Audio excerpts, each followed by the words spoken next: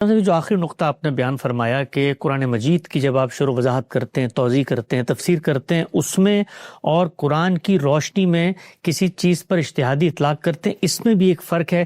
یہ جو فرق ہے، یہ جو ان دونوں چیزوں میں آپ نے کیا، اس فرق کرنے کے پیچھے کیا عقلی حساسیت ہے؟ یعنی اجتہاد کا لفظ جب بولا جائے گا، کیوں نہیں کہا جا سکتا کہ چونکہ خود قرآن مجید کی شروع وضاحت آدمی کر رہا ہوتا ہے، اس میں لفظ ہے، معنی ہے، سیاق کلام ہے، جملے کی تالیف ہے، یہ سب کچھ بھی آخر انسان ہی کر رہا ہوتا ہے اپنے فہم کے ذریعے، تو اس پوری بات کو اجتہاد کہہ دینے میں کیا پرابلم ہے؟ یہ میرے پورے ڈسکورس کو آپ سمجھیے، اس میں میں نے اصطلاحات کی تنقید کی ہے جی۔ اس میں کیا حرج تھا کہ رسالت مآب صلی اللہ علیہ وسلم اپنے ہی دیے کسی حکم پر عمل کریں، اس کو بھی سنت کہہ لیا جائے۔ بہت ہے، آخر علماء نے کہا، میں نے اس کو قبول نہیں کیا اور یہ بتایا ہے کہ نہیں، ان دونوں کے لیے الگ الگ الفاظ استعمال کرنے چاہیے۔ اس سے خلط مبس واقع ہوتا ہے۔ چنانچہ آپ دیکھ لیجئے کہ جس وقت لوگ پوچھتے ہیں کہ یہ حکم کہاں سے آیا ہے، ہم کہتے ہیں سنت سے۔ جی۔ مثال کے طور پر نماز، بہت سے لوگ پوچھیں گے آپ سے نماز کہاں سے آئی ہے؟ قرآن میں تو اس طرح سے نہیں بیان ہوا کہ آپ کو ظہر کی 4 رکعتیں پڑھنی ہیں، فجر کی 2 رکعتیں پڑھنی ہیں، اس ترتیب سے پڑھنی ہے۔ یہ کہاں سے آئی ہے؟ آپ کہتے ہیں سنت سے۔ اس کے بعد اسی نماز میں آپ لوگوں کو یہ بتاتے ہیں کہ 4 فرض ہیں اور 2 سنت ہیں۔ عام آدمی بھی فرق نہیں کر پاتا کہ وہ پہلا جواب کیا تھا اور یہ دوسرا جواب کیا۔ اس خلط مبس کو میں نے ختم کر دیا اور یہ عرض کیا کہ ہم پہلے جواب میں سنت کہیں گے، یہ سنت سے آئی، اس لیے کہ اس کا ماخذ سنت ہے۔ قرآن میں وہ اصلاً بیان نہیں ہوئی، ٹھیک، قرآن مجید میں زیر بحث آ گئی ہے، اس کی تاکید ہوئی ہے، اس کے بارے میں توجہ دلائی گئی ہے، اس سے متعلق بعض احکام کی وضاحت بھی کی گئی ہے، لیکن اصلاً وہ سنت سے آئی ہے۔ میں بھی یہی کہوں گا، لیکن دوسرے سوال کے جواب میں یہ کہوں گا کہ وہ اسوہ حسنہ ہے۔ تو اس وجہ سے کہ خلط مبس پیدا نہ ہو، یہ دوسری اصطلاح کو میں نے رواج دینے کی صحیح کی ہے۔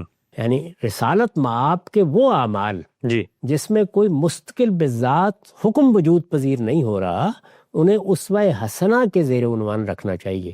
یہاں بھی وہی بات ہے، کہنے کو آپ اجتہاد کا لفظ فکر و تدبر کے لیے بھی استعمال کر لیں، لغوً کوئی مسئلہ نہیں ہے، لیکن جب ہم اصطلاح بنا رہے ہیں تو پھر اس کا دائرہ متعین کرنا ضروری ہے تاکہ فہم اور تدبر میں اور اس میں فرق رہے۔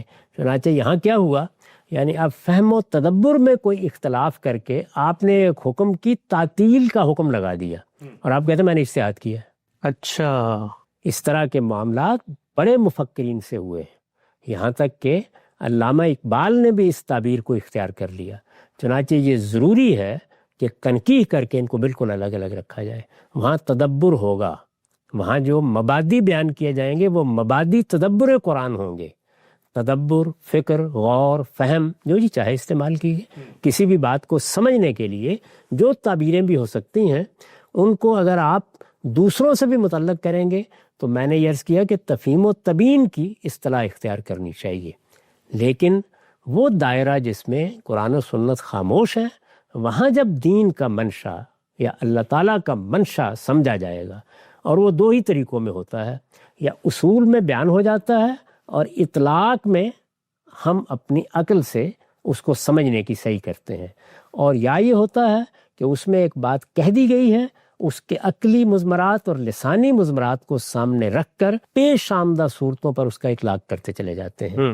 اس میں اجتہاد کی تعبیر رسول اللہ نے بھی استعمال کی اس معنی میں کہ سیدنا معاذ نے استعمال کی تو آپ نے تصویب فرما دی، اور ہمارے علم میں بھی اس کو اسی دائرے میں بالعموم استعمال کیا گیا ہے۔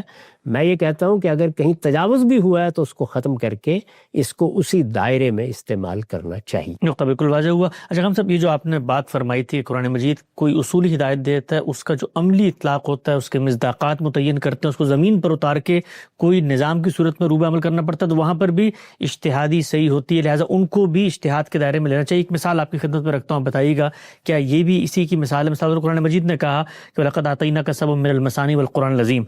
اب آیت نے تو یہ بات ہمیں بتا دی کہ بھی قرآن مجید کو 7 پیئرز میں اتارا گیا ہے، لیکن فکر فراہی نے آگے بڑھ کے بتایا کہ پہلا جو حصہ ہے وہ یہاں سے یہاں تک ہے، دوسرا یہاں سے یہاں تک ہے، تو یہ بھی اجتہادی اطلاق ہے کیا؟ یہ مصداق کی تعین ہے۔ اچھا، اس کا تعلق فہم و تدبر ہی سے ہے۔ اچھا، یہ ہو نہیں سکتا کہ کسی بھی زبان میں کوئی بات کی جائے تو وہ مصداق کے بغیر آپ کے فہم تک پہنچ جائے. یہ تو ایسے ہی ہے کہ اگر آپ کو یہ کہا جائے کہ ذرا دیگچی لا دیجئے، تو دیگچی ایک لفظ ہے، اس کا اطلاق تو معاشرے میں جس کو دیگچی کہا جاتا ہے اسی پر ہوگا.